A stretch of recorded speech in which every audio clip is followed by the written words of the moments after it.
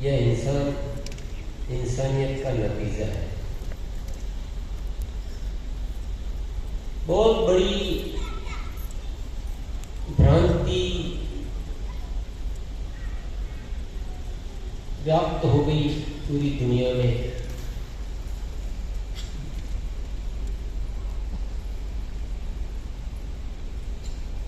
जिधर जाना चाहिए उसकी बजाय कहीं और ही तरफ जा रहे हैं। अगर इंसान की इजाद की है ऊपर वाले ने तो कुछ अच्छा सोच कर ही किया होगा, कुछ अच्छी कृति है इंसान परमात्मा सर्वश्रेष्ठ या सबसे खराब? सर्वश्रेष्ठ इंसान, सर्वश्रेष्ठ कृति, इस पूरे अस्तित्व की सर्वश्रेष्ठ कृति है इंसान। ये सत्य है या ये भ्रम है?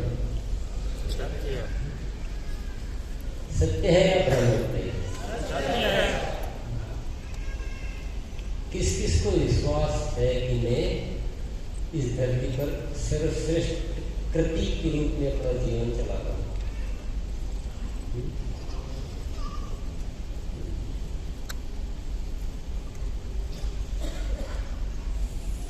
बहुत सारे साथियों ने हैंड रेज किया है, आपको बहुत बहुत बधाई।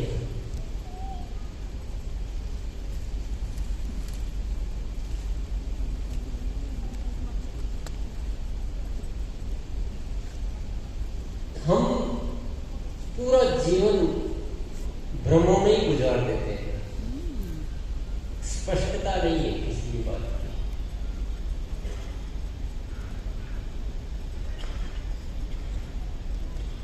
थोड़ा सा ख्याल करेंगे, कुछ सोच कर देखेंगे, कुछ अपने आप से पूछेंगे, कुछ दूसरों से पूछेंगे, तो हर सवाल पूछेंगे, हर जवाब जो आएगा या तो जवाब ही नहीं दे पाएंगे, देंगे तो खुद ही एकदम कंफ्यूज हो जाएंगे कि ये जो मैं बोल रहा हूँ। मुझे बहुत सारे साथी ने आपके खड़े किए थे कि सर्वश्रेष्ठ कृति के रूप में आप जी रहे हैं क्या? तो बहुत सारे साथी तो सोचने लगे हैं, बहुत सारे साथियों ने हाथ तो खड़ा कर दिया, और आगे की क्या है कहानी होता हम सब जानते हैं। क्योंकि हमारे हाथ खड़े होते हैं, हमारी मुंह बोलता है, पर ये सब तो दिखावा है। एक जगत होता है जो आंखों से दिखता है, एक जगत वह होता है जो दिखता नहीं और भीतर होता है।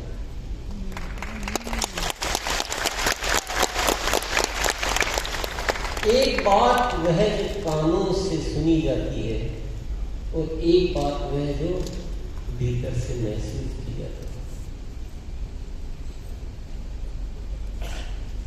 तो बड़ी बड़ी बातें इस दुनिया में बहुत है, बहुत अच्छी अच्छी बातें, बहुत बड़ी बड़ी बातें भरी पड़ी है, पर वो तो बातें हैं, वो तो दिखावा है। वास्तविकता क्या है? वास्तविकता क्या है? क्या मैं किसी और की खुशी के लिए जी रहा हूं या अपनी खुशी के लिए जी रहा हूं?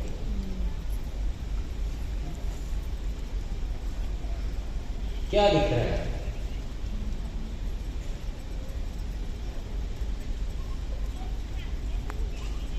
सारी बातचीत जो भी हम करेंगे उससे पहले मैं आप सभी से एक सवाल पूछना चाहूंगा कि आपको इस जीवन में सबसे पहले क्या चाहिए? इस जीवन में सबसे पहले क्या चाहिए या सबसे मुख्य क्या चाहिए? एक बार पहले जय आरसी बोल देंगे, जय आरसी, बढ़िया से बोलेंगे जय आरसी। अब बताइए क्या चाहिए? सबसे फर्स्ट क्या क्या चाहिए, क्या इच्छा है? माइक लेके एक बार अलग अलग साथी, कॉमन आंसर नहीं हो सकता है।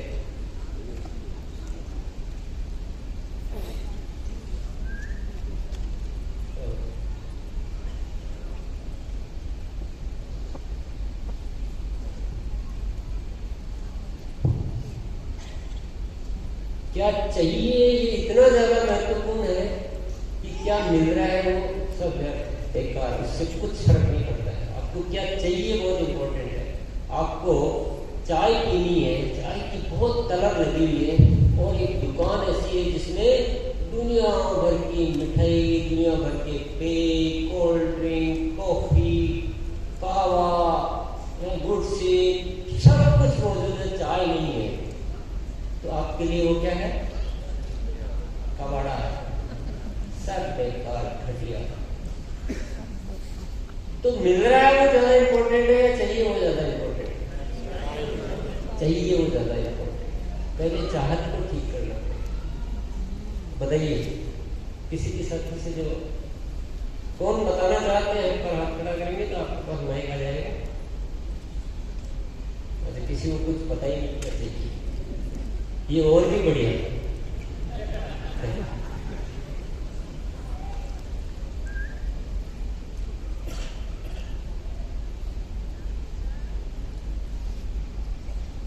एक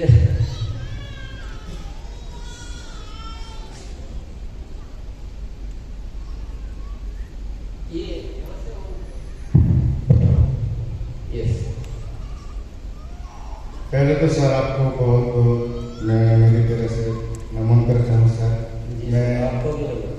मैं सर त्रिपुरा से आया हूँ, नॉर्थ ईस्ट से। मेरा नाम है तापी साहा।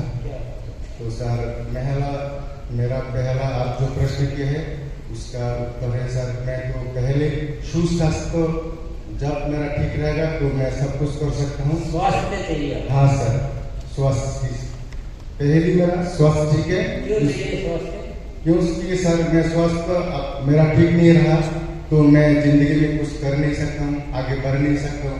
अगर मैं ठीक रहा तो मेरा परिवार ठीक रहेगा, मेरा आसपास जो लोग है वो मैं ठीक करने की। चलिए बहुत बढ़िया, थैंक यू सर।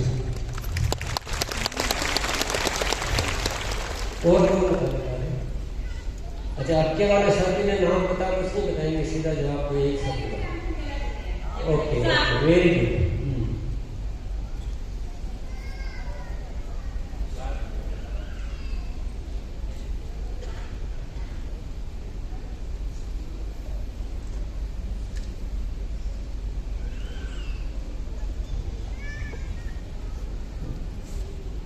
नमस्कार सर। जल्दी बोलो भैया, एक शब्द में। जी सर, मेरे को इस जीवन में आर्थिक, सामाजिक और आध्यात्मिक लेवल स्तर पे आगे जाने का है, वो चाहिए मेरे पास। Thank you sir. चलिए थोड़ा जल्दी करो भैया, डायरेक्ट। नमस्ते सर, जय सिंह। सर मुझे जिंदगी में तृप्ति चाहिए सर, तृप्ति चाहिए।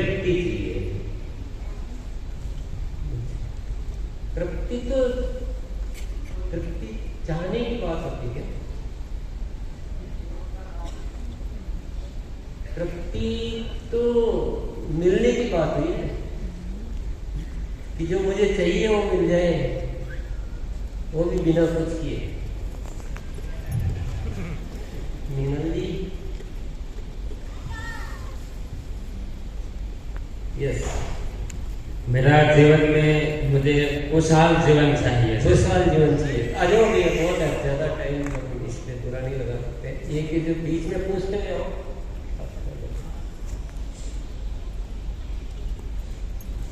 जी सर, हमें सबसे पहले अच्छे विचार चाहिए। अच्छे विचार तो आपके पास है, बाहर से बड़ी मिलते हैं अच्छे विचार।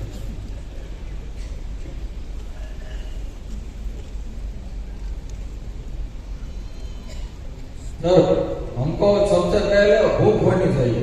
भूख,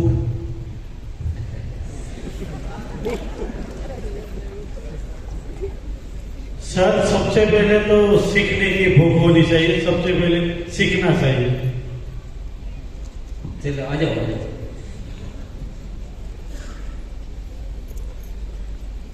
अच्छा होमवर्क दे दिया मुझे आपने। अपेक्षाओं से अलग उत्तर मिले बहुत सारे। खुशी किस किस को चाहिए थी? प्रश्न कोई नहीं, प्रश्न ही गलत पूछ लिया। खुशी किस किस को चाहिए थी? बोला तो किसी ने नहीं।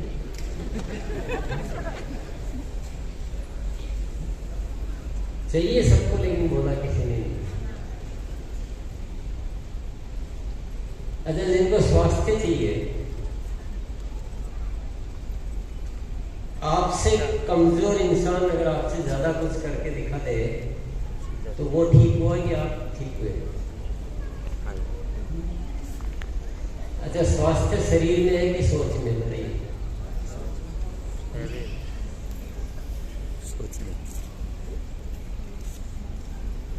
बहुत कंफ्यूजन है जीवन में।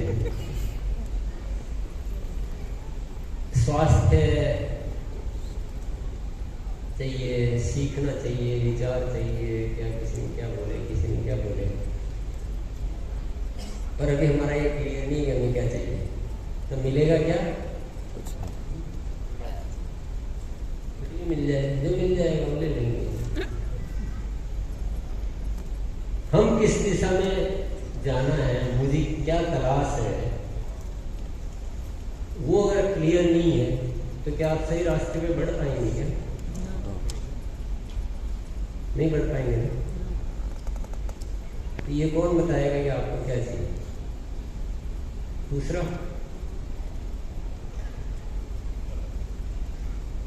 चलो आप बोल पा रहे हैं या नहीं बोल पा रहे हैं? आपको वैसे शाब्दिक तौर पे ध्यान है कि नहीं है? हम सबको जीवन में क्या चाहिए? खुशी। क्या चाहिए? खुशी, प्रसन्नता चाहिए। स्वास्थ्य क्यों चाहिए? क्योंकि स्वास्थ्य अच्छा होता तो प्रसन्न रहता है मन, इसलिए स्वास्थ्य चाहिए। तो अल्टीमेटली क्या चाहिए? खुशी चाहिए। लेकिन खराब स्वास्थ्य में भी अगर खुश रहना आ गया तो काम हो जाएगा। अच्छा स्वास्थ्य रहकर भी दुखी है तो काम नहीं होगा। पैसा क्यों चाहिए? पैसा क्यों चाहिए? पैसा सबको चाहिए ना, पर क्यों चाहिए? क्योंकि पैसे से खुशी मिली। पैसा और किसी वजह से नहीं चाहिए। सम्मान क्यों चाहिए? खुशी मिली। दूसरों का भला क्यों चाहिए? क्योंकि खुशी मिली। सही है या गलत है? बोलो जय आरसी। खुशी चाहिए जीवन में। क्या चाहिए? खुशी चाहिए। अब आपकी खुशी किसमें है वही आप करोगे। सही बात है। आपकी खुशी किसमें है वही आप करोगे। मेरी खुशी किसमें है वही मैं करूँगा। मेरी खुशी किसमें है? मैं तो अपने बारे में बता सकता हूँ, आपके बारे में आप ही बता सकते हैं।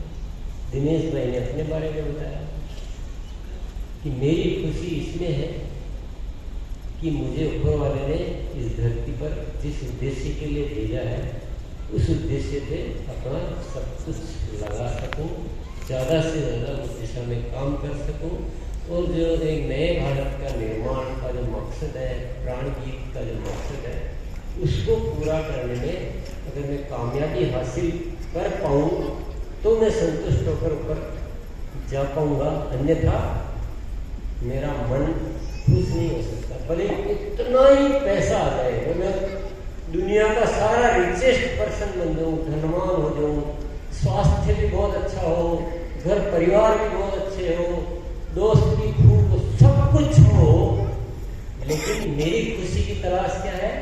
नए भारत का निर्माण, एक ऐसे देश का निर्माण जिसमें प्रेम हो, भाईचारा हो, वैल्यूज हो, एक दूसरे के हम सब मददगार हैं।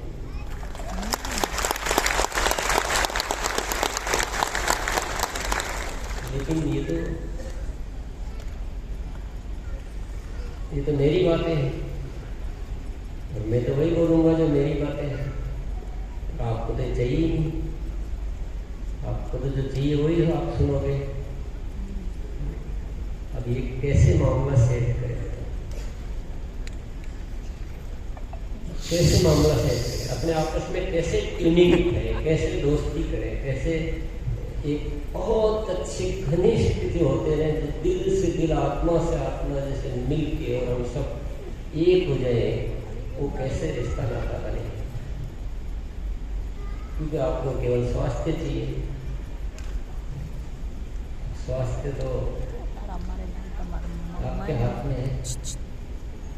स्वास्थ्य के लिए जो आरसीएम कर सकता है वो करता है। किसी को सीखना चाहिए तो गुरुकुल में तो नहीं आता है। आपके घर पे एक इंजेक्शन भेज दूंगा,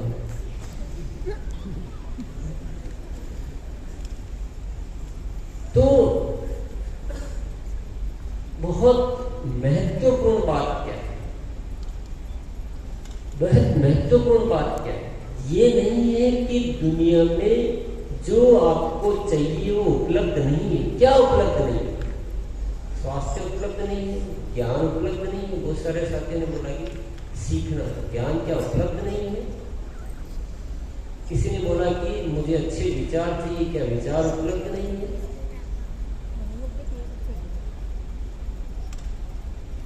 स्पष्टता नहीं, क्लैरिटी नहीं। अगर आपको उतनी प्यास है, उतनी जिज्ञासा है सीखने की, तो उपलब्ध है, तो मिल जाएगा, आराम से मिलेगा। कहाँ दिक्कत है? मुझे जिज्ञासा है तो मैं 100% उसमें लगाऊंगा। तो दुनिया में क्या हो रहा है? दुनिया में ये हो रहा है कि हम ऐसे ही बस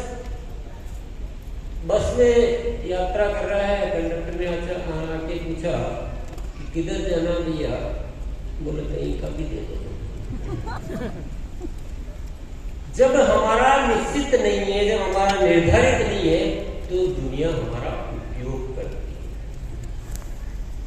हमारा मिसयूज करती है। उपयोग का मतलब मिसयूज, दुरुपयोग करती है। हमें तरह तरह के लालच प्रलोभन दिए जाते हैं, हमारे को वस्तु समान उपयोग किया जाता है। तो आज हमें क्या करना चाहिए कि हमें एक मकसद निर्धारित करना चाहिए कि मेरा जीवन का क्या मकसद है, और उस मकसद को प्राप्त, मकसद अगर खुद का बनाया हुआ है तो आप उस पर उसी तरह से काम करोगे। खुद का बनाया हुआ नहीं, मकसद है ही नहीं, तो नैया डावाडोल ही होनी है। कहीं एक दिशा में तो आपको पता ही नहीं किधर जाना है। तो आरसीएम का मकसद क्या है? नए भारत का निर्माण। और ये सब बातें क्यों है?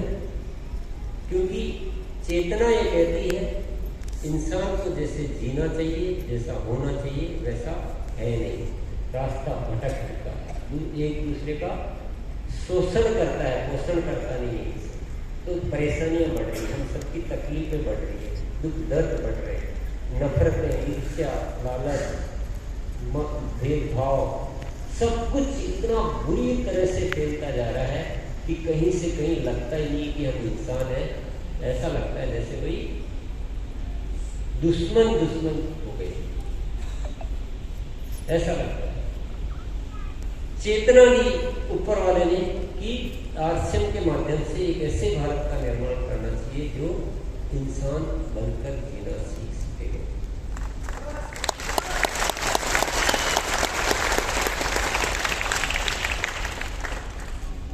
एक सवाल मैं आपसे पूछना चाहता हूं,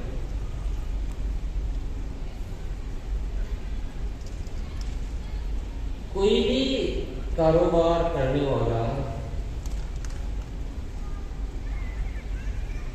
के दिमाग में ऊपर वाला क्या इस तरह के विचार स्थापित करता है क्या? करता है क्या? नहीं करता है। अगर ऐसा कुछ हो रहा है तो ये ऊपर वाले की बहुत बड़ी कृपा है कि नहीं?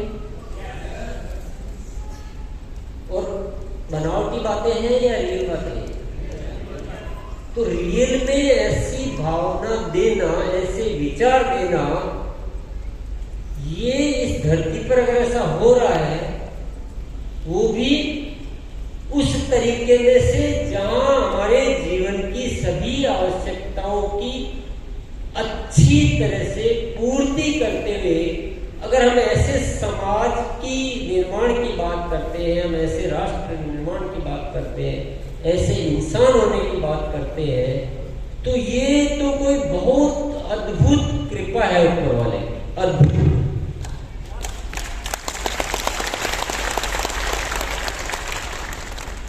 क्योंकि मैं ये नहीं कह सकता हूं कि मेरे अंदर जो विचार है या मेरे कोई बहुत ज्यादा क्वालिटी का पर्सन हूं कि मैं कुछ, ये तो भी जो भी दिया ऊपर वाले ने दिया, ऊपर वाले के दिए बिना तो हो नहीं सकता है। लेकिन जब मैं एनालिसिस करता हूं इस विषय पे, दुनिया की बड़े बड़े आरसीएम से लाखों करोड़ों गुना बड़े संपत्ति वाले, जितना आरसीएम करता है वो तो हर सेकंड में कर देते हैं। ऐसे बड़े बड़े लोग, वो भी आज तक इस तरह से नहीं सोच पा रहे। मैं ऐसा नहीं कहूंगा कि सब खराब है वगैरह, वो मेरा सब्जेक्ट नहीं है, मैं किसी की बुराई भी नहीं कर रहा हूँ। लेकिन अगर हम एनालिसिस कर रहे हैं, कौन अच्छा फला वाली बात है, पर वो अपना कारोबार बढ़ाने के लिए अनेक जतन करते हैं, अनेक उपाय करते हैं, तरह तरह की बातें करते हैं, पर आज तक किसी ने ये विचार किया क्या कि नए राष्ट्र का निर्माण करना चाहिए, समाज में ऐसा ही भाईचारा और प्रेम डेवलप करना चाहिए, है क्या? क्या इस विचार पे कुछ करना चाहिए, इस विचार को खो देना चाहिए? बहुत अहम सवाल मैं आप सब भाग्य से पूछना। अगर हम खो देंगे तो क्या हमें जन्मों जन्मों में इस विचार को पुनः मिलने की कोई संभावना है?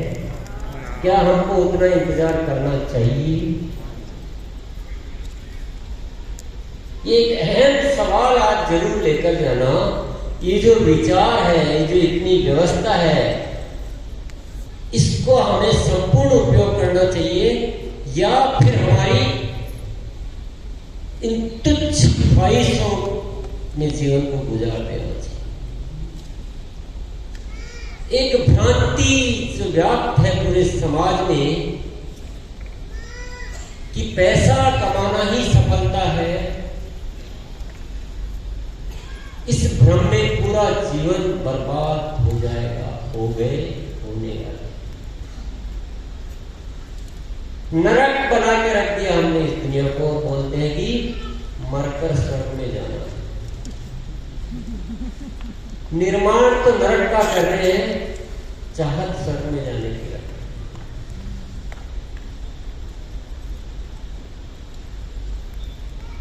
तो महत्वपूर्ण मुद्दा है। आखिरी बार ये बात मैं आपके सामने रख रहा हूं, ऐसा समझ लीजिए। इधर कान से सुनना और उधर कान से निकालना, ये क्या है? एक मुहावरा है। किसने बनाया? ये मुहावरा है क्या? इधर से सुनना, इधर से निकाल देना। नहीं तो हम ऐसा कुछ जानबूझ कर करते हैं, लेकिन जब पूरी दुनिया ऐसा करती है तो किसी समझदार ने एक मुहावरा बना दिया कि कान से वह निकाला जाता है। कैसे निकाला? कान से खींच खींच के। लेकिन मुहावरा, मुझे बताइए पूरी दुनिया में कितने सत्य आपने सुने और कितने सत्य आप जी रहे हैं? कितने सत्य हम जुबान से बोलते हैं और कितने सत्य हम आचरण में अपनाते हैं।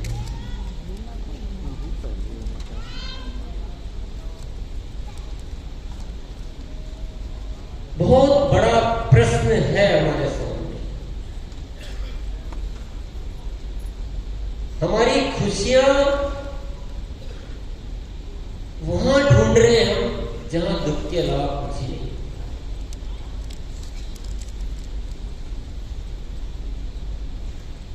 रेगिस्तान में पानी ढूंढोगे तो मिलेगा क्या? पानी चाहिए तो समुद्र में जाना पड़ेगा। खुशियां चाहिए और दूसरों को दुख दे रहे हैं तो खुशियां मिलेगी क्या? तो भाइयों मेरे, सबसे पहले तो ऊपर वाले को शुक्रिया अदा करो कि सबसे बड़ा गुरु तो वही है, गुरु पूर्णिमा।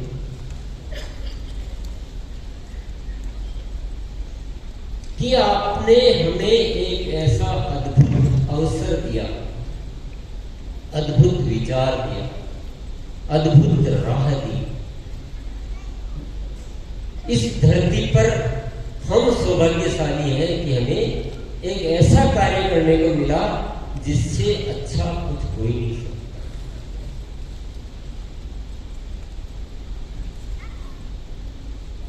तो जब तक शुक्रिया अदा नहीं करेंगे तब तक वह चीज हमारे काम की नहीं। मिला तो है पर व्यर्थ हो जाएगा। और शुक्रिया अदा करने का तरीका क्या होता है? रियल शुक्रिया अदा करना किसको कहते हैं? यानी जो मिला है उसको मुफ्त का माल नहीं समझना, उसको एहसान समझना। जो मिला है वो उसकी जिम्मेदारी नहीं है, वो उसका एहसान है। जिंदगी में जब जब भी आपने एहसान किसी का महसूस किया है तो आपने क्या किया है? अगर आप अच्छी तरह सोचेंगे तो आपका मन का जवाब आएगा कि जब भी एक भाव आ जाता है कि यार इसका मुझ पर बहुत एहसान है तो मुझे चुकाना। एहसान शब्द का मतलब ही ये होता है कि इसको बकाया नहीं रखना, उससे अधिक उसको कुछ चुकाना। और कोई शुक्रिया अदा करना, धन्यवाद देना, इन शब्दों का और कोई तात्पर्य नहीं होता। कभी कभी हम भ्रम में जी जाते हैं कि धन्यवाद बोला मामला।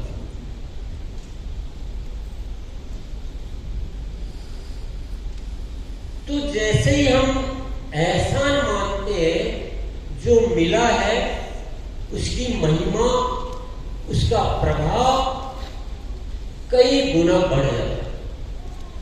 वो हमारे भीतर यहां पूरी तरह से व्याप्त हो जाता है। दिन रात वही दिखता है कि इस ऊपर वाले के एहसान को मुझे कैसे चुकाना। तो जो एहसान मानते नहीं, एहसान फरामोश होते हैं, वो भले ही बोल देंगे ऊपर से, लेकिन भीतर कोई अभिलाषा नहीं, भीतर कोई प्यास नहीं, अंदर में कोई दिल की आवाज नहीं कि मुझे क्या करना चाहिए। और जब एहसान अद्भुत हो तो चुकाना भी अद्भुत तरीके से पड़ेगा। तो थोड़ा सा अपने दिल से पूछिए कि कौन सा कारोबार, कौन सी नौकरी, कौन सा प्रोफेशन ऐसा है जिसमें इतनी सर्वांगीणता हो कि आत्मा की भी उन्नति, शरीर का पोषण, भौतिक आवश्यकताओं की पूर्ति, जीवन की खुशियां, सब कुछ एक जगह ऊपर वाले ने दी है। तो वह अद्भुत है, वह बहुत महान है। मैं सौभाग्यशाली हूँ क्योंकि ऐसा तो किसी को नहीं। और आप जब तुलना करके देखेंगे ना किसी भी बड़े से बड़े इंसान और उसका जीवन की इच्छाएं, उसके जीवन के उद्देश्य, और आप देखेंगे तो आपको समझ में आएगा कि वो आदमी तो बहुत बड़ा है, बहुत प्रसिद्ध भी है, लेकिन जो मकसद मेरे जीवन में है उसके मुकाबले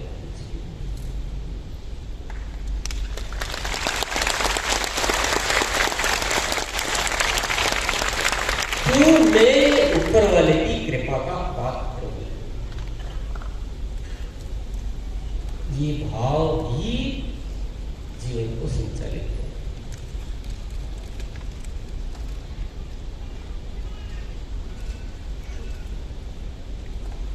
हम क्या गलत फहमी में आ गए धरती पर कि पेट भरना ही हमारा मकसद है। पेट भर जाए, रहने के लिए छत हो जाए, पहनने के लिए कपड़े हो जाए, इसीलिए तो जिंदा हूं। और अगर ये सारी चीजें बिना किए मिल जाए तो मैं भाग्यवान हूं। और मुझे ज्यादा मेहनत करके मिले तो मैं दुर्भाग्यपूर्ण हूं कि मेहनत औरों से ज्यादा करता हूं, परिणाम औरों से कम मिलते हैं, तो मैं बहुत ही भाग्यहीन हूं। और जिसको बाप दादाओं का मिल जाता है, जिसको बड़ा खजाना मिल जाता है, जिसको कुछ करना नहीं पड़ता है, ये कितना भाग्यवान है। ये सही है कि गलत है? बोलो जय सिंह।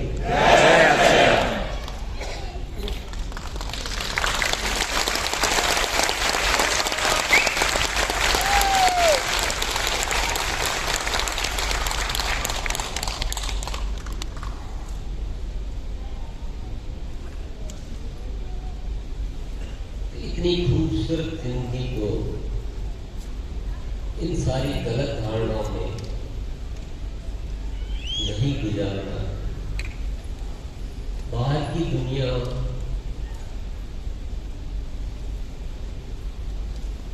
ऐसा वातावरण बना रखा है,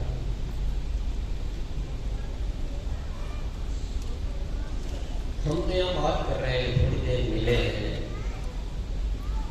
आप चले जाओगे, बातें तो याद रहेंगी। और अगर जीवन में 100 बार आप दिग्भ्रमित करने वाला ज्ञान प्राप्त करोगे और एक बार आप सत्य ज्ञान प्राप्त करोगे, तो असर तो 100 वाला ही होगा। पूरी दुनिया आप अगर उन्हें बड़े बड़े पैसे लेकर जो स्पीच देते हैं, उनके गए कभी आप? सफलता के सूत्र बताते हैं, मंत्र बताते हैं। क्या बताते हैं? ज्यादा पैसा कैसे कमा सकते,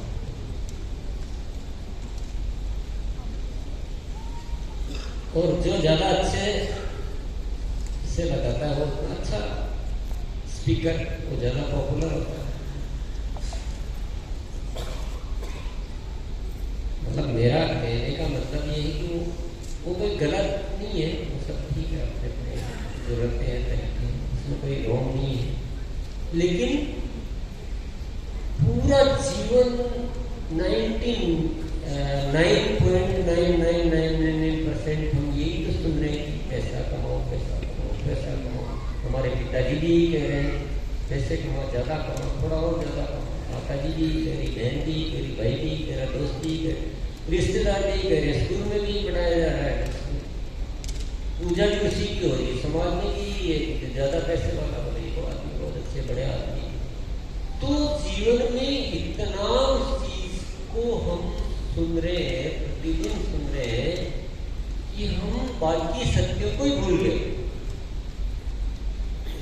और पैसा कमाना बहुत अच्छी बात है, मैं तो कहता हूँ आप सब लोग कुछ बहुत छोटा सोचते हो, खूब पैसा कमाना, बहुत ज्यादा, सबसे रिचेस्ट हमें होना चाहिए, दूसरे की खूब पैसा कमाना चाहिए, कोई बुराई नहीं है। लेकिन पैसा वैल्यूज खोकर कमा रहे हैं तो उससे बड़ी बुराई कोई नहीं। आप है अगर आप बीमारियां लोगों की बढ़ाकर पैसा कमा रहे हैं, दूसरों को तकलीफ देकर, दूसरों को धोखा देकर, दूसरों को मिसगाइड करके अगर पैसा कमा रहे हैं तो वो तो दुख का कारण ही बनेगा। तो जीवन में विषय धन कमाना मात्र नहीं है।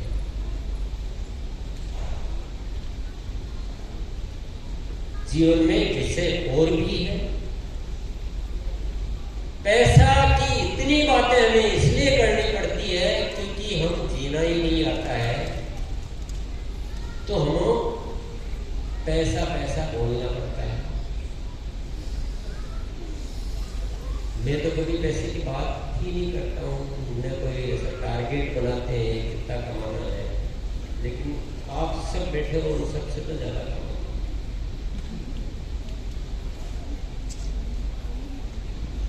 पैसा कमाने के लिए आपको छटपटाना पड़ रहा है, इसका मतलब आपका जीने का तरीका गलत है।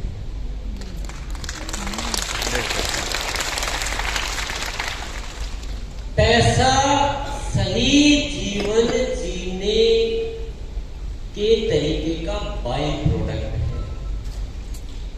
बाई प्रोडक्ट में समझते हैं,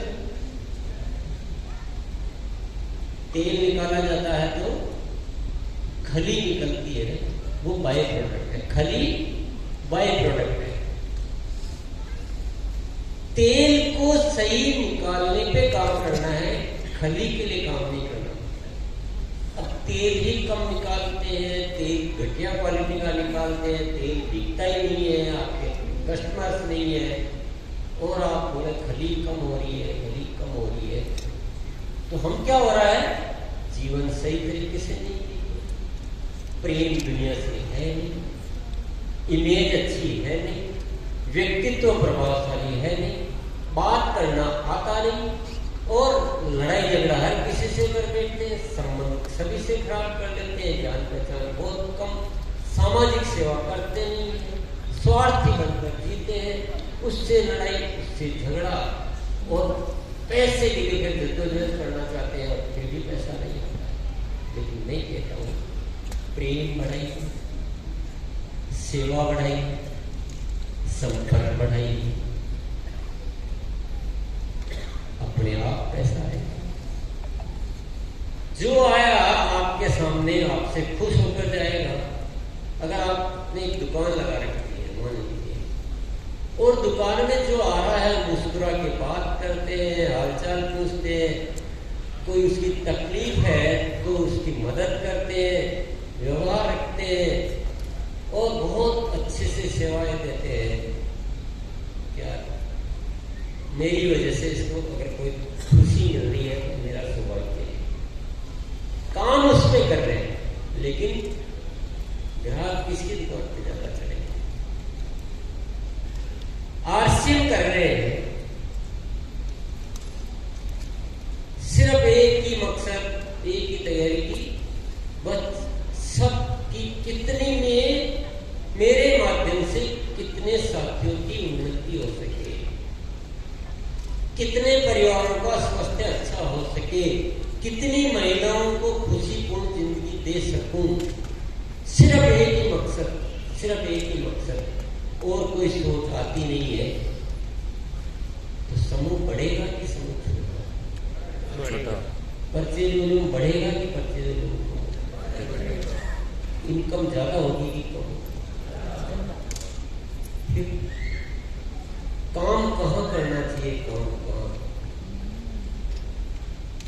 ऐसे क्यों हो जाता है किसी साथी से कि दूसरे समूह में काम कर रहे साथियों को मिसगाइड करके, तोड़ के, कंफ्यूज करके और अपनी टीम में लाने के लिए, ऐसा क्यों होता है? ऐसा करते हैं तो ऐसा करने वाले और क्या क्या अच्छा बुरा करते हो मुझे बताने की जरूरत नहीं है। फिर बोलते मेरे एक बार 2008 में रोटी आई थी,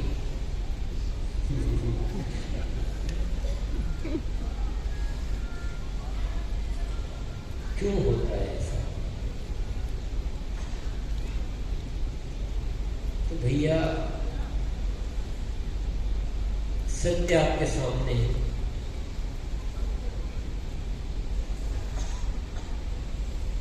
दुनिया में शायद या तो सत्य मिलेगा नहीं, और मिलेगा तो राह नहीं मिलेगी। मिल जाएगा लेकिन राह नहीं मिलेगी। संत जी के पास जाओगे तो बता तो देंगे कि अच्छा होना चाहिए, इंसानियत होनी चाहिए, पर जिए कैसे वो नहीं बता पाएंगे, अच्छे बने कैसे। पर Asim complete package of life.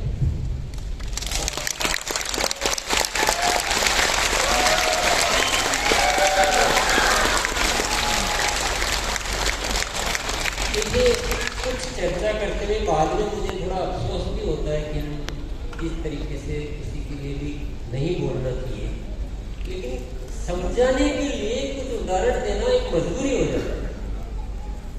मैं किसी भी संत महात्मा की कोई, मैं तो बुराई करने का मेरी इच्छा है न भाव है न, जस्ट आपको आर्सियम कैसे पूर्ण है वो बताने के लिए एक उदाहरण देना पड़ता है। अन्यथा और किसी तरह से किसी भी बात को, पहले भी जो उदाहरण दिए, किसी भी बात को अन्यथा न लेके और अपन एक समझने के लिए विश्लेषण करते हैं।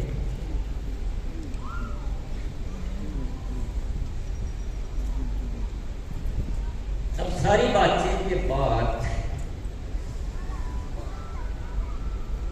कुल मिलाकर बात ये निकल कर आती है कि जो रास्ता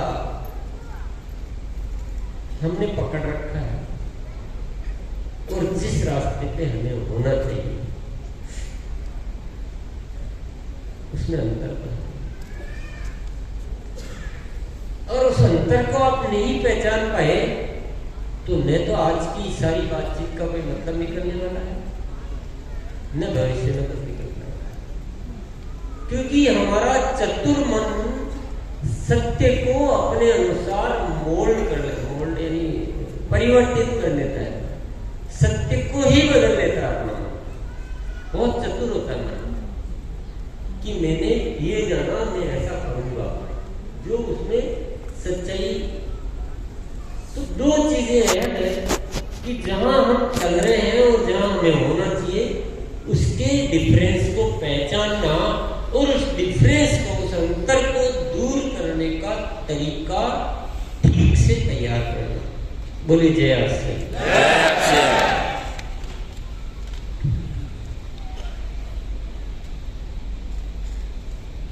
ये किसकी जिम्मेदारी है? ये हम सबकी जिम्मेदारी है। और अगर हम सारे साथी ये सब कर ले, ये सब ठीक कर ले, तो क्या हो जाएगी? क्या हो सकता है?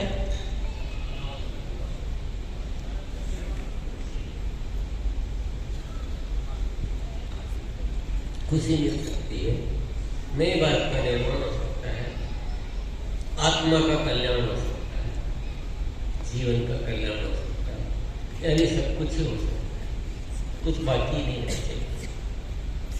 अब तक की नहीं हुआ था, अब क्यों हो जाएगा?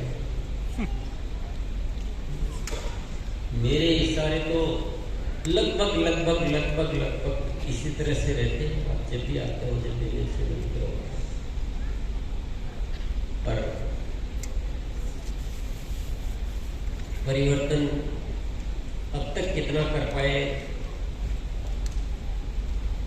अगर अब तक नहीं हुआ, अब क्यों हो जाएगा? ये भी एक प्रश्न है। चतुर मन और क्या करता है? जो ज्यादा सीनियर होते हैं वो अपने आप को पहले कंप्लीट मान लेंगे। दिनेश भाई, इसमें नाराज होने की कोई बात नहीं। चाहे मैं हूँ, चाहे आप हो, चाहे किरण भाई हो, चाहे भाई कोई भी हो, हम सबका एक रोग है। मैं भी, हम सब अपने आप को मान लेते हैं कि मैं तो बिल्कुल ठीक हूँ, बदलना तो सिर्फ दूसरों को ही है। और यही सबसे बड़ा रोग है। इसमें नाराज होने की कोई बात ही नहीं, इट इज फैक्ट। लेकिन दिनेश भाई, जिम्मेदारी तो हम सबकी, हमारी सबसे ज्यादा। एक नया साथी बदल कर भी उसका प्रभाव कुछ साथियों को जा पाएगा, लेकिन दिनेश भाई बदलेगा तो उसका असर लाखों पर जाएगा।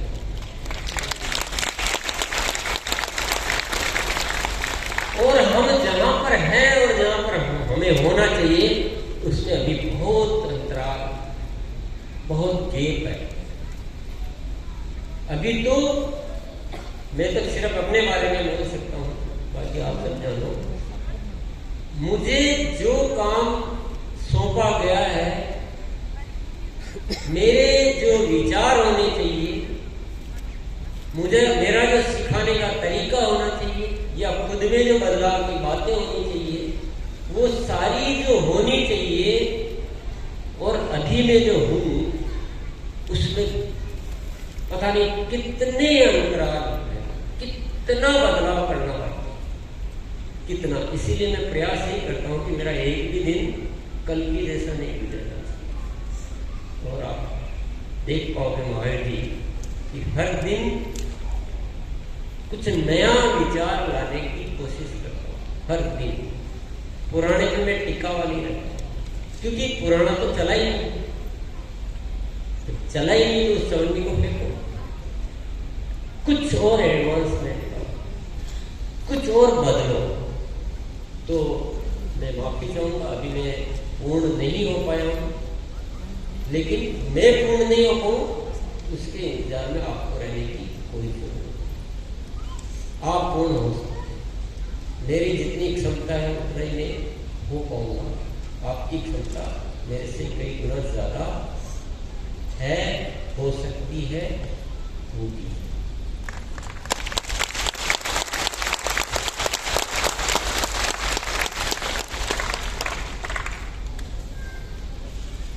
किसी के ऊपर कोई निर्भरता नहीं। ऊपर वाला सबको अलग अलग क्षमताएं देकर इस धरती पर भेजता है, इसलिए किसी को कोई अपनी पोजीशन सेट नहीं करनी है कि मैं तो अभी नया हूं, मैं तो अभी आया ही हूं, मैं तो अभी पहली बार आया हूं, मैंने तो थोड़ा थोड़ा जाना है। ये सब अगर एक्सक्यूजेज, ये बहाने अगर आप अपने जीवन में फिट करते रहोगे तो आप फिट नहीं कर पाओगे।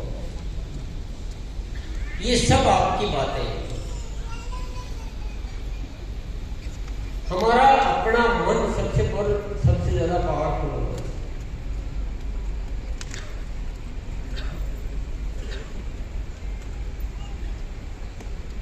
तो कुछ निर्णय हमको करने होंगे, कुछ बातों को ठीक से समझना होगा, कुछ सवाल अपने से पूछने होंगे। और ये बाहर का दलदल है, इस दलदल में फंसना नहीं है, इस दलदल में कमल के समान खिलना है।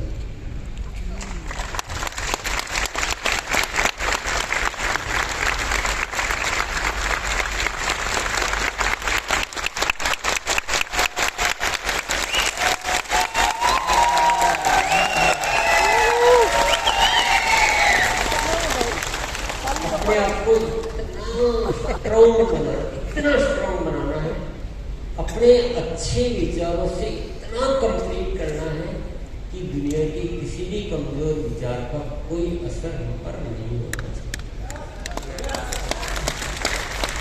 क्योंकि कमजोर विचार तो बहुत मिलेंगे, बहुत क्या वही मिलेंगे, ऐसा भी कैसे। हमें वो पहचान होनी चाहिए, क्योंकि आपको कहाँ जाना है वो स्टेशन डिसाइड करना बहुत जरूरी है।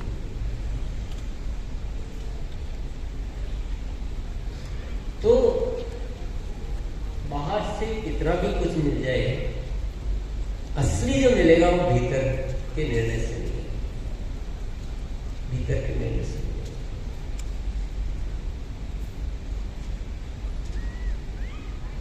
आज की बातचीत आपको कैसी लगी? बढ़िया। अच्छी लगी? इससे पूरा जीवन चल जाएगा? नहीं। या ऐसे विचार रोज ये खुराक मिलती रहे, ऐसा कुछ चाहिए? जैसे प्रतिपल श्वास लेने की जरूरत है, भोजन करना होता है जीवन चलाने के लिए, तो जीवन में क्या है जो दिखता है उसकी तरफ उन आवश्यकताओं की पूर्ति करते रहना, उससे काम नहीं चलता है। कुछ ऐसी बातें होती है, कुछ ऐसी अनसीन चीजें होती है जो दिखती नहीं, आंखों से नहीं दिखती, तो है आंखों से नहीं दिखती है, वह महसूस की जाती है। भोजन की शरीर पुकार कर लेता है, श्वास अपने आप आ जाती है, नींद शरीर खुद मांग लेता है और उन चीजों की हम पूर्ति कर देते हैं। लेकिन मन की जो खुराक होती है उसकी न तो भूख लगती है, न शरीर मांग करेगा। ये केवल समझदारी की बात होती है, एक एहसास की बात होती है, एक अनुभव की बात होती है कि जब मैं रोज अच्छे विचारों की खुराक अपने मन को देता हूं तो मेरे जीवन की बहुत उन्नति है। वो महसूस करने की बात होती है। सत्संग की बात इसीलिए की जाती है कि सत्संग क्यों बनाया गया? सत्संग इसीलिए बनाया गया कि एक मानसिक खुराक अच्छी मिल सके तो हमारे अंदर गलत विचारों का प्रादुर्भाव नहीं हो। गुरुकुल क्या है? गुरुकुल को लोगों ने बहुत हल्के में लिया। गुरुकुल के माध्यम से ऊपर वाले ने जो व्यवस्था निर्मित की है, मेरे हिसाब से हमारे जीवन की खाना पीना सोना श्वास लेना उससे ज्यादा महत्वपूर्ण चीज है। इसलिए नहीं कि गुरुकुल का मुख्य वक्ता मैं होता हूं, मुझे तो जरूरत भी नहीं है। कोई भी जिम्मेदारी लो, मेरे को उससे कोई लेना देना नहीं कि मुख्य वक्ता कौन हो। गुरुकुल एक ऐसी जगह है, एक ऐसा स्थान है जिसके माध्यम से हम प्रतिदिन एक अच्छी मानसिक खुराक ले पाते हैं। ये जो दुनिया का जो दलदल है उससे मुक्त रहने की हमें शक्ति मिलती है। आप समझते हैं कि जैसे मैं आपको सेमिनार में इनवाइट कर रहा हूँ, सेमिनार में इनवाइट होता रहता है, हम जाते तो जाते नहीं जाते, हमारा ऐसी प्रैक्टिस है। नो, ये कोई सामान्य सेमिनार की बात नहीं है, ये कोई सामान्य सीखने सिखाने की बात नहीं है, ये उस रास्ते को बदलने की बात है जिस रास्ते पे हम जा रहे हैं और जिस पे जाना है उसको सुधारने की बात है। ये संपूर्ण जीवन की बात है, ये संपूर्ण समाज की बात है, ये संपूर्ण राष्ट्र की बात है, ये जन जन की बात है, ये इंसानियत की बात है। तो गुरुकुल कोई बहुत आपके सामने ऐसी कोई कैजुअल चॉइस नहीं है कि आएंगे तो जाएंगे नहीं आएंगे। अगर ऐसा हम सोच रहे हैं तो भैया मुझे कहना पड़ेगा कि हम एक जीवन की सबसे बड़ी गलती कर रहे हैं।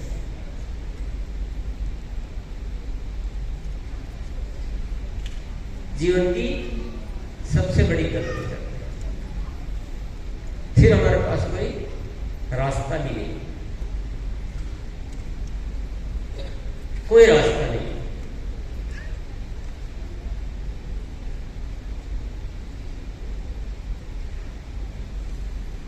आप आते हैं तो आपने महसूस किया होगा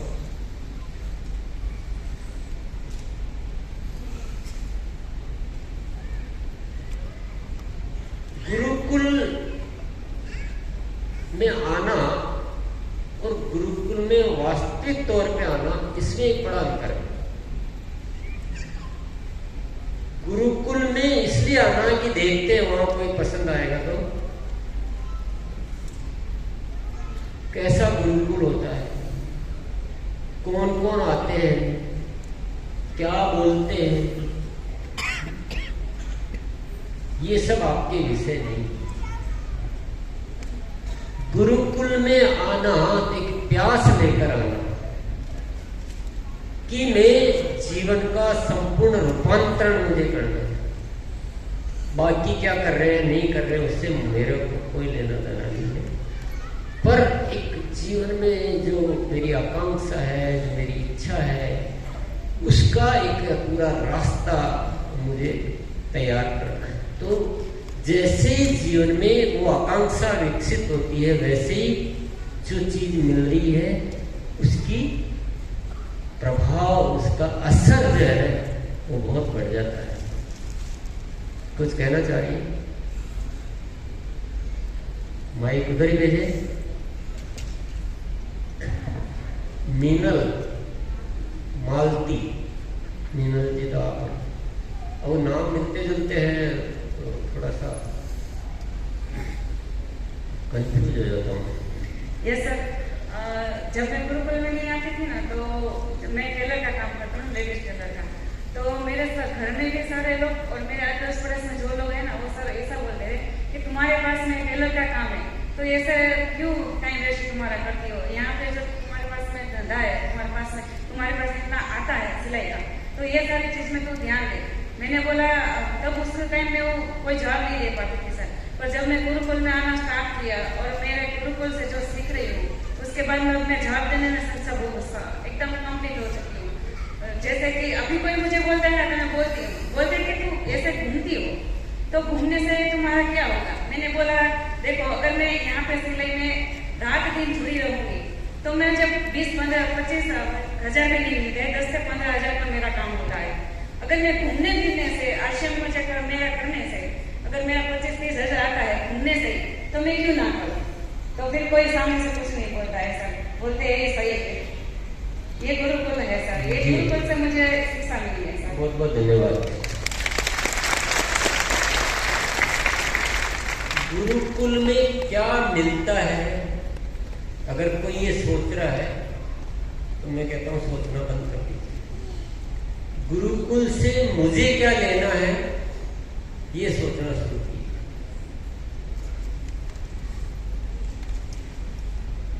अभी मुकेश अंबानी की बेटे की शादी हुई थी, चली रही, तो कोई पूछे कि वहां खाने में क्या था तो सवाल ही गलत है। आपको क्या चाहिए वो बोलो। तो गुरुकुल में क्या है, शिक्षा में क्या सिखाया जाता है, ये सवाल का कोई मीनिंग नहीं है। आपको क्या चाहिए वो बोलो।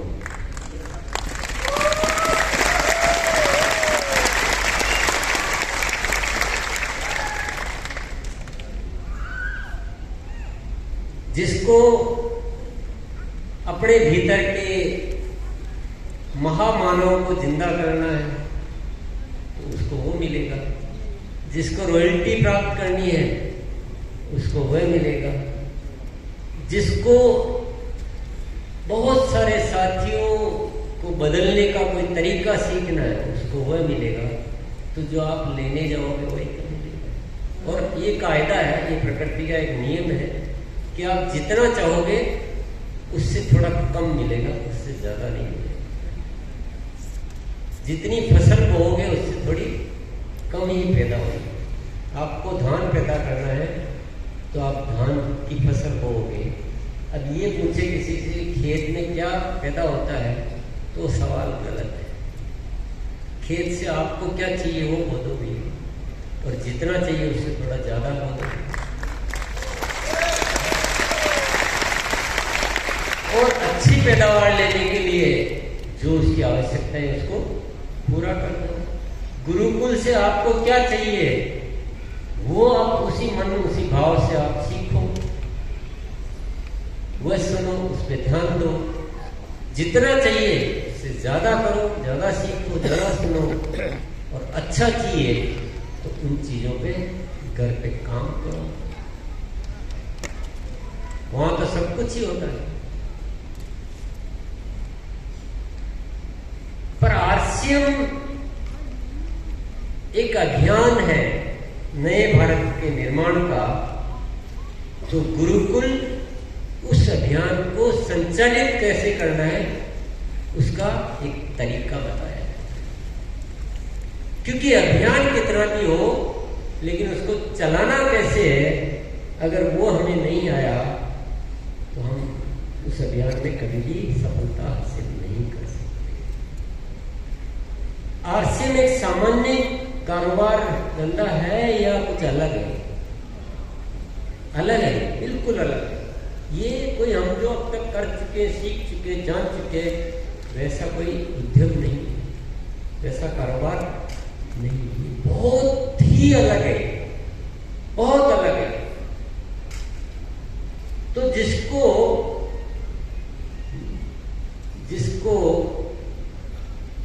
मारुति की गियर वाली कार, जो हाथ से गियर बदलते हैं, वो कार चलानी आती है,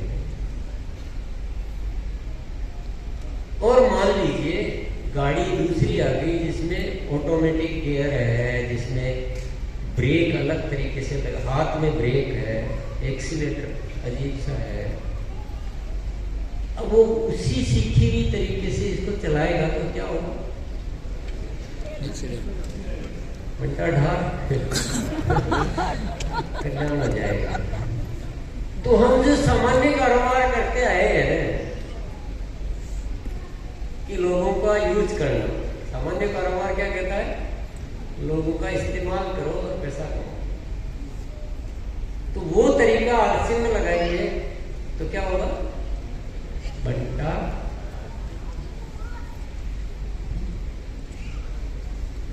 इसलिए जो गाड़ी जैसी है, जो वाहन जैसा है, तो उसको चलाने के लिए जहाँ शिक्षा दी जाती है, उस शिक्षा को अवॉइड करना, इग्नोर करना, मतलब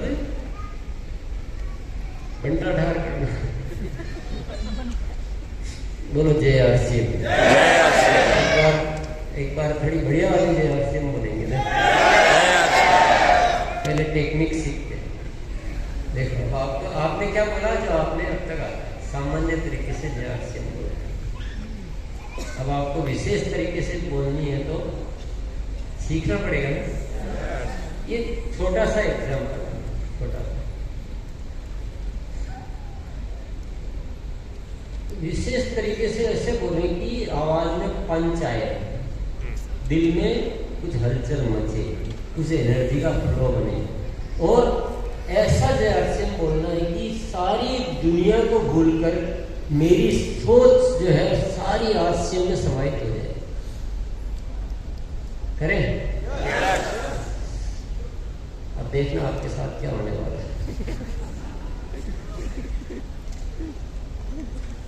अभी आप केवल सुनना है, मैं कहूंगा तभी बोलना। ये जो हाथ है आप कर क्यों रहे हो? सुनो, समझो पहले।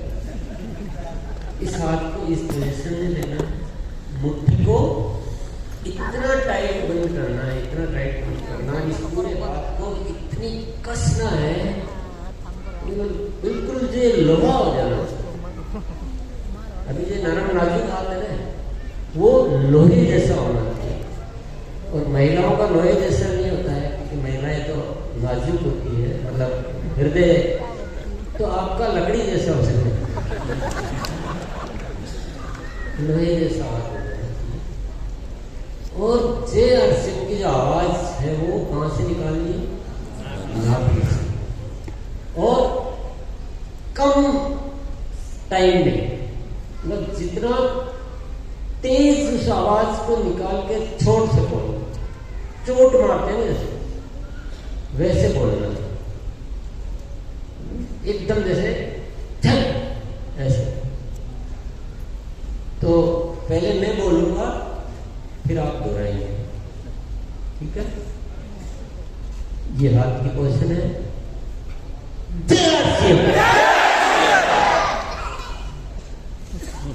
जब आपने जय आरसीएम बोला तो कोई और विचार था क्या आपको?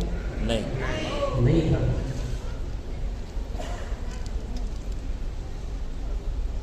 तो जब ये एक टेक्निक हुई जय आरसीएम बोलो, आरसीएम करने के लिए ऐसी टेक्निक चाहिए कि जब आप आरसीएम करें तो पूरी दुनिया हिल जाए, दुनिया में हलचल मच जाए। तो उसके लिए गुरुकुल में आना पड़ेगा, वो प्यास लेकर आना पड़ेगा। जैसे हाथ को टाइट करना, नाभि से बोलना। जब गुरुकुल में बैठे हैं तो रोम रोम जो है वहां से वो अपनी जिज्ञासा को शांत करने के लिए, जिज्ञासा का प्राप्त करने के लिए उसमें पूरी तरह से डूबा हुआ है। रोम तब मिलेगा। तो जीवन जीना अलग बात है, जीवन को सही तरीके से जीना अलग बात है, काम करना अलग बात है, काम को सही तरीके से करना अलग बात है, कहीं भी आना जाना उपस्थित होना वो अलग बात है, लेकिन सही तरीके से उपस्थित होना एक अलग बात है। गुरुकुल में आना एक अलग बात है और गुरुकुल में सही तरीके से आना एक अलग बात है।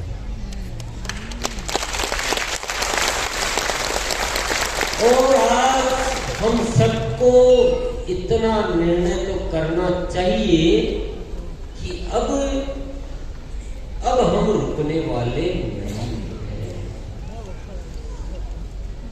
क्योंकि अब मुझे नजर आने लगा है कि सही रास्ता क्या है और सही रास्ते पे बढ़ने का तरीका वो भी दिखने लगा। और अब तो ये नए भारत का निर्माण करके ही रहना है। और मैं तो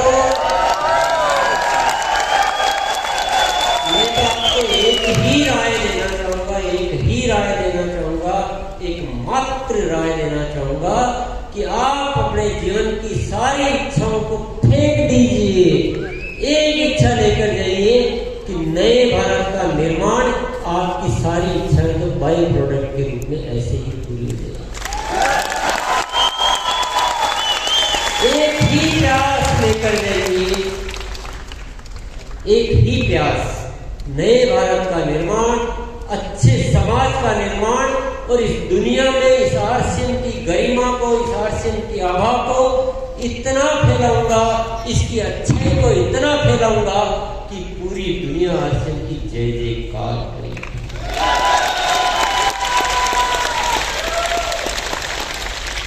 ये सब कुछ हमारे हाथ में। बहुत समय से पुकार रहा हूं मैं नहीं पुकार रहा हूं, मेरे माध्यम से अस्तित्व की आवाज पुकार रही है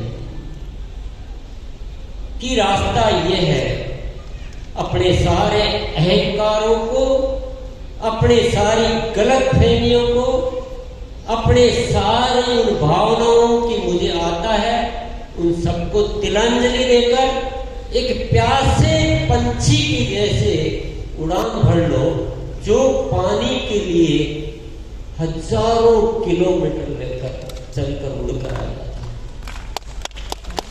उतनी प्यास अपने भीतर पैदा करो, उतनी प्यास, पराकाष्ठा आ जानी चाहिए कि जीवन की कुछ इच्छा ही नहीं, सिर्फ एक ही इच्छा बाकी है, नए भारत का निर्माण। जैसे भगत सिंह की एक इच्छा थी कि देश आजाद होना चाहिए, चाहे मेरा जीवन रहे या न रहे। क्या आप सोचते हैं उसकी कोई सामान्य इच्छा थी? उस किस पड़ाव तक उसकी वो प्यास होगी, किस पड़ाव तक? 22 साल के जवान आदमी, क्या लेवल होगा उस इच्छा का?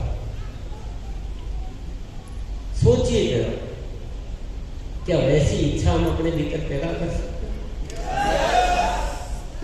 एक ठोस निर्णय लेकर, अन्यथा ये औपचारिक उद्बोधन, ये औपचारिक बातें, ये मीटिंग करना, ये सेमिनार करना, अगर हम इनको औपचारिकताओं के रूप में लेते रहेंगे, बहुत सारी मीटिंग सेमिनार होती रहेगी, हम यूं आते रहेंगे, हम यूं जाते रहेंगे, कुछ हुआ कुछ नहीं हुआ, कुछ वहीं के वहीं रह गए।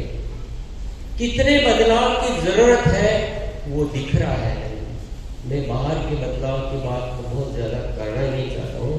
भीतर से कितना बदलना है, भीतर से कितने विचारों को बदलना है, कहाँ चल रहे हैं और कहाँ जाना है, बहुत ज्यादा डिफरेंस है, बहुत ज्यादा अंतराल है। तो बदलाव बहुत करने हैं। बदलाव की गति को बढ़ाना पड़ेगा, बदलाव की गति को बढ़ाना पड़ेगा। आज जो ख्याल में आया है अभी हो जाना, कल पर नहीं छोड़ना। जरा कल्पना करके देखिए, हम ऐसे एक सिस्टम में बैठे हैं, हम एक ऐसे सिस्टम में आ चुके हैं जिसके माध्यम से इस धरती पर एक ऐसी घटना घटित कर सकते हैं जो पूरे इतिहास अरबों खरबों करोड़ों साल में कभी जो नहीं हो पाया, वैसा हम कर सकते हैं। एक इंसानियत का निर्माण कर सकते हैं। इस धरती की जो सबसे बड़ी आवश्यकता, तो हमारी जो ग्रेविटी बोलते हैं इसको, जो उसकी पावर है, कभी कभी कुछ शब्द बहुत में स्पष्ट, जो उसकी जो व्यापकता है वो अद्भुत है। उसको शब्दों में बयां करना बहुत मुश्किल है। जो कार्य हमारे हाथ में है उसकी व्यापकता अद्भुत है। और हम हैं कि हमारी उन छोटी छोटी छोटी छोटी आदतों में ऐसे जंजाल में फंसे हुए हैं, जैसे शेर जो है वो एक जाल में फंस जाता है। हम अपनी कमजोर आदतों में ऐसे उलझे हैं, ऐसे फंसे हुए हैं कि जब शेर जाल में फंस के चूहा बन जाता है, वैसे भी हम इंसान होकर भी हैवान बन गए, कमजोर बन गए।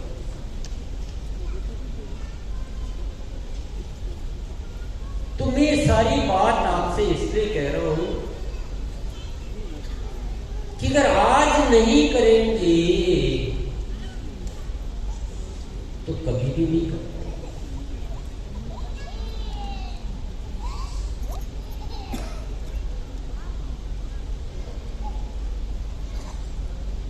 मेरी अंदर की आत्मा की पुकार आप समझ पा रहे हैं। मैं थोड़ा निराश हूं, थोड़ा परेशान हूं, क्योंकि मैं उस ऊपर वाले के एहसान को चुका नहीं पाता। एक बहुत गहरा दर्द भीतर आता है, एक बहुत गहरी प्यास भीतर आता है।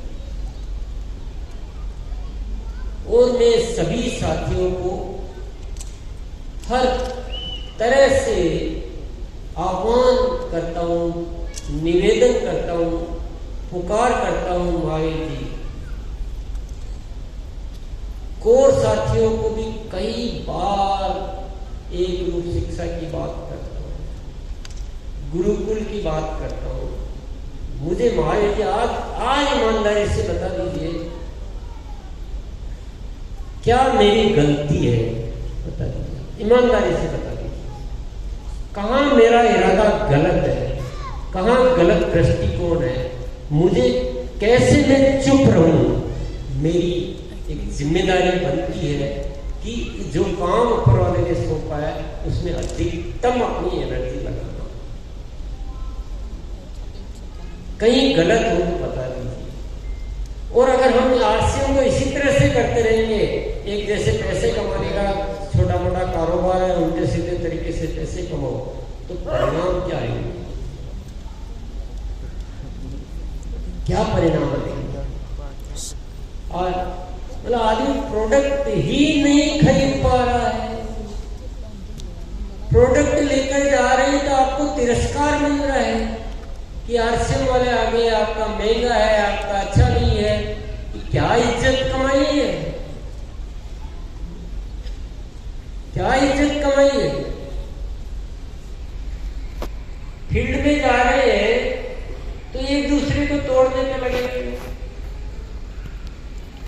दुनिया में लोग खत्म हो गए क्या? क्या एजुकेशन है, क्या इज्जत है, क्या छवि है? अरे आश्रम की इज्जत, आश्रम के कार्य ऐसे होने चाहिए कि जब आप कहीं जाओ तो आपको नहीं बोलना पड़े कि आश्रम के प्रोडक्ट अच्छे हैं, सामने वाला बोले कि आश्रम के प्रोडक्ट, आश्रम का अभियान, आश्रम के लोग, अरे क्या कहना, क्या कहना। पर ये होगा तभी जब भी पूरा सिस्टम इस डायरेक्शन में आएगा, पूरा सिस्टम। अभी महाराज जी आप नाराज मत होना, अदरवाइज मत लेना। अभी हमारे जिसको कोई लेना देना नहीं, बोले हमको आता है, ये गुरुकुल से कुछ नहीं होता।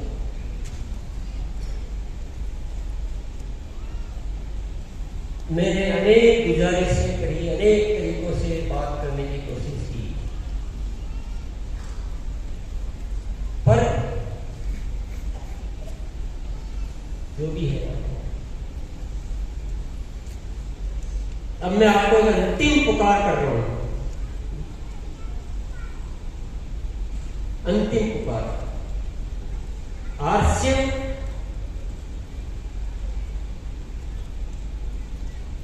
मेरे लिए पैसे कमाने का, बड़ा कारोबारी बनने का जरिया बिल्कुल भी नहीं, बिल्कुल भी नहीं, और मुझे उससे कोई खुशी मिलने वाली भी नहीं।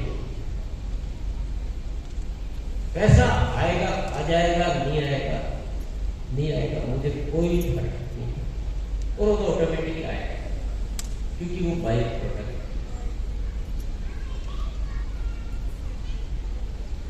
आश्रम रियल सेंस में नए भारत का निर्माण का एक मकसद है, और अभी इसमें दो समुदाय बन चुके हैं। अब आपके सामने स्पष्ट ओपनली बोल रहा हूं। एक वो है जो सही शिक्षा के साथ सही तरीके से आश्रम करना चाहते हैं, और एक वो है जो अपने पुराने उल्टे सीधे तरीके को छोड़ना नहीं चाहते।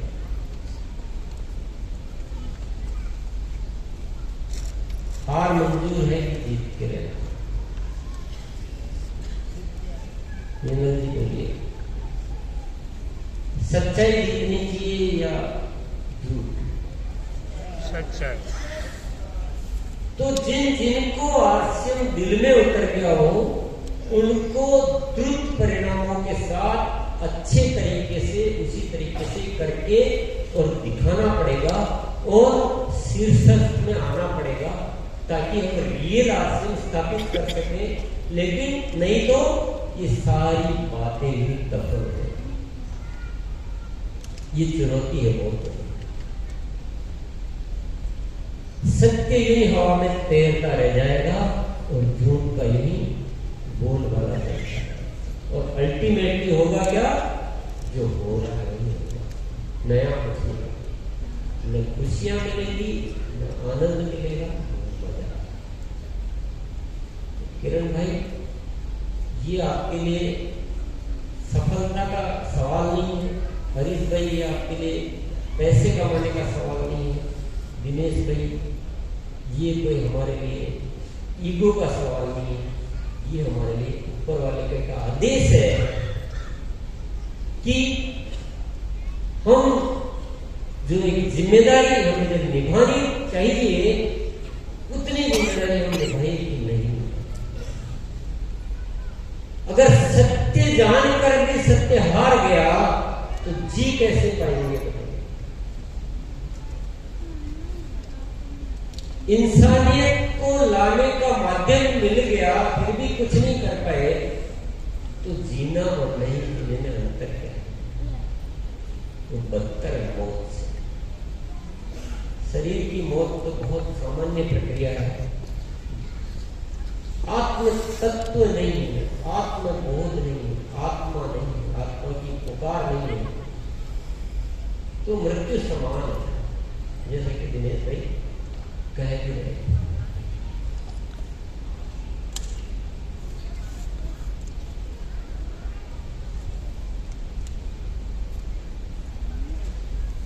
मैं सबसे ही गुजारिश करूंगा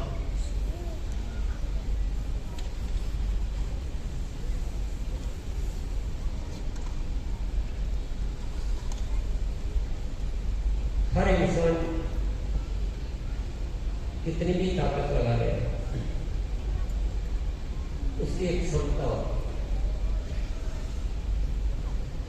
तो मैं सामान्य तौर पे 10 किलो उठा सकता हूँ।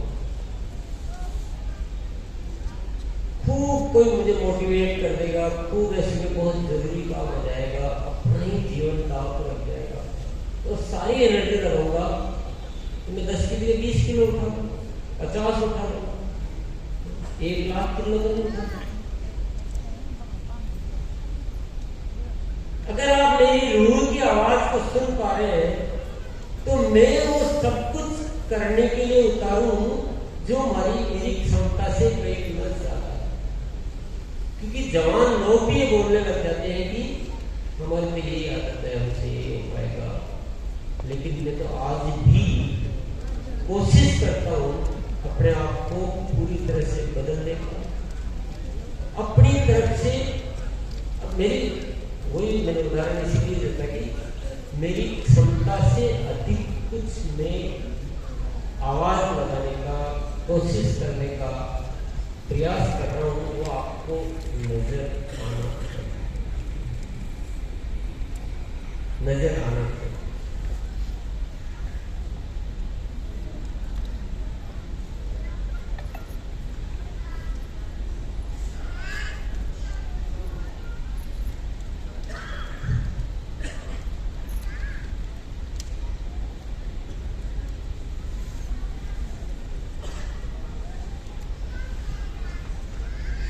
जहां बात नए भारत के निर्माण की, यानी लाखों करोड़ों दिलों को बदलना, इतना बड़ा कार्य है।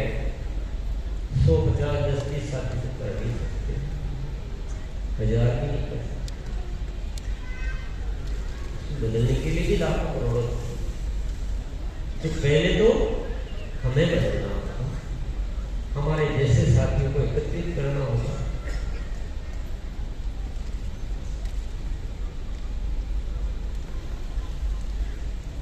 अगर 1 से हो पाता या 100 से हो पाता या 1000 से हो पाता तो फिर तो बहुत आसान है। 1000 साथी तो मिल ही जाएंगे, अभी भी है। लेकिन ये बदलाव में एक संगठन की जरूरत है, ये उसी से हो सकता।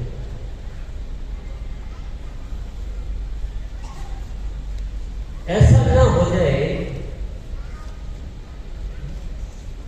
ऐसा ना हो जाए कि अवसर ये आया जो है ना, ये हमारे जीवन से ऐसे ही व्यर्थ हो जाए।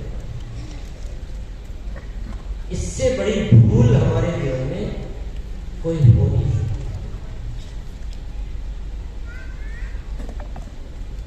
जो इस आश्रम की सच्चाई की बातें हैं वो 1 जना, 2 जना, 4 जना, 10 जने बोलने से पूरे जगत में आप नहीं होगा। यहाँ का तो हर साथी यही सुने, यही सीखे, यही बोले। पूरा एक सिस्टम आश्रम में चाहिए, एक सिस्टम, एक सोच, एक रवैया। अब मुझे ये समझ में अभी तक नहीं आया, बहुत सारी बातें तो विश्लेषण के बाद समझ में आती है, पर अभी तक मुझे ये नहीं समझ में आया कि सारी एक इस विचारधारा में आने में, एक शिक्षा में आने में बाधा क्यों है, तकलीफ क्यों है, ये मुझे आज तक नहीं समझ।